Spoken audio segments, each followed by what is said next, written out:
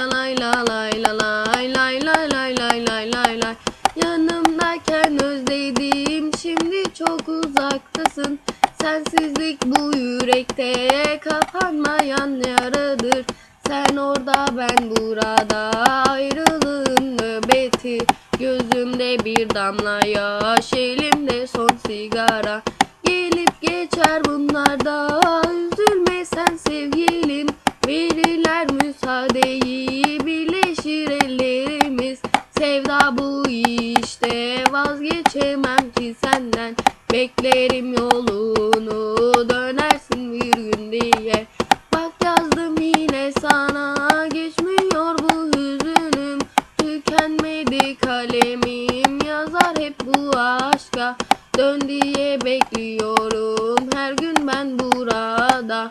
Dinmez sancım sensiz, dön artık sevgilim. Bira vodka yaramaz, hiç kimse dolduramaz. Bu yara kapanmaz, ben sensiz kaldıkça. Yalnızım ben yalnız, dört duvar arasında. Ne fark eder ağlasam sensiz gece boyunca.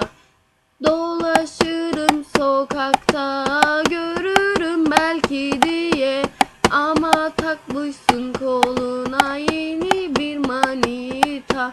Sen de kolpa çıktın, sattın bu aşkımızı.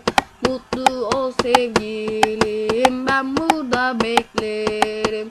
Lay la lay la lay la lay lay la lay la lay la lay lay la lay la lay la lay lay la lay la lay la lay lay la lay la lay la lay lay la lay la lay la lay lay la lay la lay la lay lay